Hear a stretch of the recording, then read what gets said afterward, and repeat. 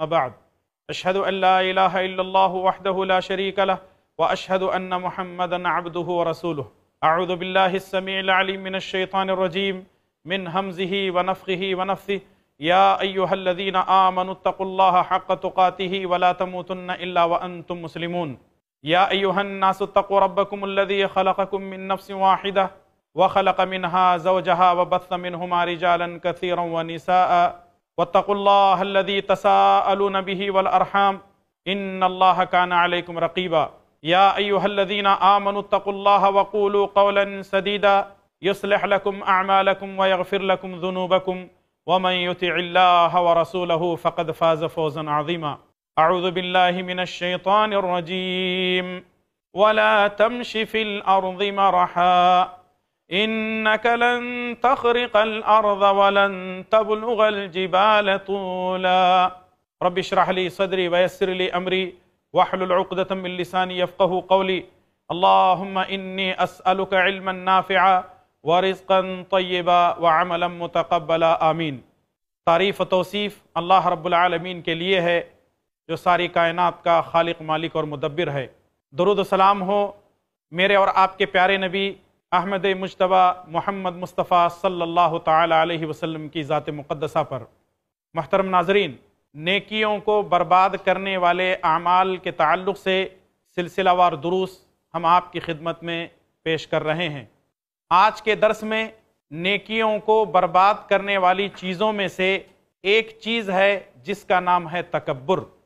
تکبر ایک ایسی چیز ہے جو انسان کی نیکیوں کو کھا جاتا ہے. تکبر کس کو کہتے ہیں؟ اپنے آپ کو بڑا سمجھنا اور اپنے سامنے والے کو حقیر جاننا، یہ تکبر ہے. انسان کے اندر یہ چیز موجود ہے کہ وہ تکبر کرتا ہے، گھمنڈ کرتا ہے، فقر و غرور اس کے اندر موجود ہے. لیکن آپ کو معلوم ہونا چاہیے کہ سب سے پہلے جس نے تکبر اور گھمنڈ کیا وہ ابلیس ہے. آپ کو معلوم ہونا چاہیے اللہ تبارک و تعالی نے قرآن کریم سورہ بقرہ سورہ نمبر 2 آیت نمبر 34 کے اندر فرمایا وَإِذْ قُلْنَا لِلْمَلَائِكَةِ اسْجُدُوا لِآدَمَ فَسَجَدُوا إِلَّا إِبْلِيسَ أَبَى وَاسْتَكْبَرَ وَكَانَ مِنَ الْكَافِرِينَ. اللہ تبارک و تعالی نے فرشتوں سے کہا کہ آدم کے لیے سجدہ کرو. فَسَجَدُوا، فرشتوں نے سجدہ کیا. إِلَّا إِبْلِيسَ، مگر ابلیس نے سجدہ نہیں کیا. کیا وجہ بنی؟ اس نے سجدہ کیوں نہیں کیا؟ ابا، اس نے نافرمانی کی. وَاسْتَكْبَرَ، گھمنڈ اور غرور فخر میں آ گیا. وَكَانَ مِنَ الْكَافِرِينَ، اور کافروں اور نافرمانوں میں سے ہو گیا. آخر اس کی وجہ کیا ہے؟ تکبر اور گھمنڈ یہ بہت بری چیز ہے. اس نے یہ کہا بھی تھا خلقتنی من نار وخلقتہ من طین. اے اللہ تعالیٰ، تو نے مجھے آگ سے پیدا کیا اور آدم کو تو نے مٹی سے پیدا کیا. مٹی نیچے رہتی ہے، آگ اونچائی پر رہتی ہے. یہ اونچائی پر رہنے والا نیچے کے سامنے کیسے جھک سکتا ہے؟ اور اس طریقے سے ابلیس سب سے پہلے اللہ تبارک و تعالیٰ کی مخلوقات میں سے ایک ایسی مخلوق ہے جس نے تکبر اور گھمنڈ میں آ کر کے اللہ تبارک و تعالیٰ کے حکم کو نہیں مانا. تکبر کرنا، گھمنڈ کرنا، یہ نیکیوں کو برباد کرنا ہے. یہ نیکیوں کو برباد کرنا ہے. اس لیے ہر آدمی کو چاہیے کہ تکبر سے اپنے آپ کو بچانے کی کوشش کرے. لیکن جو لوگ تکبر کرتے ہیں ان کے بارے میں پیارے نبی جناب محمد الرسول اللہ صلی اللہ علیہ وسلم نے کیا بیان فرمایا ہے؟ ذرا آئیے سنن ابو داؤد کی حدیث آپ کی خدمت میں پیش کرتا چلوں. شیخ البانی رحمۃ اللہ علیہ نے اس روایت کو صحیح کہا ہے. علقمہ بن عبداللہ رضی اللہ تعالیٰ عنہ فرماتے ہیں نبی کریم صلی اللہ علیہ وسلم نے فرمایا لا يدخل الجنت من کان فی قلبہ مثقال حبۃ من خردل من کبر. وہ شخص جس کے دل میں رائی کے دانے کے برابر بھی تکبر ہوگا وہ جنت میں داخل نہیں ہوگا. رائی کے دانے کے برابر بھی جس شخص کے دل میں تکبر ہوگا وہ جنت میں داخل نہیں ہوگا. محترم ناظرین، سوچیں اور غور کریں، کہیں اس حدیث کے مصداق ہم تو نہیں ہیں، میں اور آپ تو نہیں ہیں.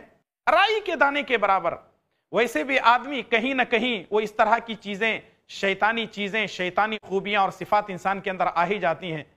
کہیں نہ کہیں آدمی اگر کوئی خوبصورت ہے اپنی خوبصورتی پہ فخر کرتا ہے، کسی کے پاس دولت ہے تو اس کو اپنی دولت پر تکبر ہے، کسی کے پاس سیاست ہے تو اس کو اپنی سیاست پہ تکبر ہے، کوئی بادشاہ ہے تو اس کو اپنی بادشاہت پر فخر ہے، کوئی دولت مند ہے، رئیس ہے تو اس کو اس پہ فخر ہے، کسی کو اپنی اولاد پہ فخر ہے، کسی کو اپنے کوٹھی بنگلے پر فخر ہے۔ یاد رکھیے، اس دنیا کے اندر فخر کرنے والے، اس دنیا کے اندر تکبر اور گھمنڈ کرنے والے بہت سارے لوگ آئے، لیکن اللہ تبارک و تعالیٰ نے کسی کو نہیں بخشا، سب کو اللہ تبارک و تعالیٰ نے ہلا کو برباد کر دیا۔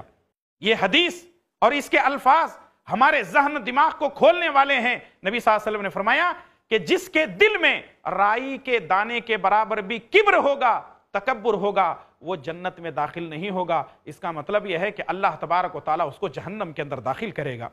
ایک اور حدیث ہے، صحیح الجامع کی روایت ہے، ابو سعید خدری رضی اللہ تعالیٰ عنہ فرماتے ہیں، اللہ کے پیارے نبی جناب محمد الرسول اللہ صلی اللہ علیہ وسلم نے فرمایا، اللہ تعالیٰ فرماتا ہے تکبر میری چادر ہے، والکبریاء ردائی، اور عظمت میری ازار ہے، فمن نازعنی بشیء منہا عذبتہ، جو کوئی مجھ سے اس کے بارے میں جھگڑا کرے گا اور مجھ سے چھیننے کی کوشش کرے گا، میں اس کو جہنم کے اندر پھینک دوں گا۔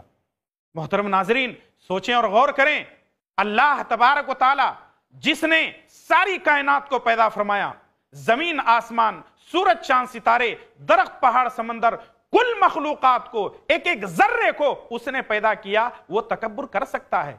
ہم کو بھی اللہ تبارک و تعالیٰ نے پیدا کیا، ہم تکبر کیوں کریں گے؟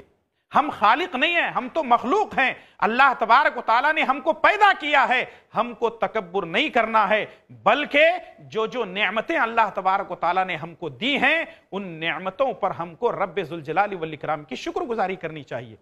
تو ضرورت اس بات کی ہے کہ تکبر کو اپنے آپ سے بچائیں۔ اسی لیے اللہ کے نبی صلی اللہ علیہ وسلم نے تکبر سے، کبر سے بچنے کی تاکید فرمائی ہے۔ لیکن ایک صحابی کا عجیب و غریب سوال ہے، ذرا آئیے اس سوال کو سنتے ہیں اور سمجھنے کی کوشش کرتے ہیں۔ صحیح مسلم کی روایت، عبداللہ بن مسعود رضی اللہ تعالیٰ عنہ فرماتے ہیں، رسول اللہ صلی اللہ علیہ وسلم نے فرمایا، لا يدخل الجنت من كان في قلبه مثقال ذرة من کبر، جس کے دل میں رائی کے دانے کے برابر کبر ہوگا، گھمنڈ ہوگا، غرور ہوگا، فخر ہوگا، وہ جنت میں داخل نہیں ہوگا۔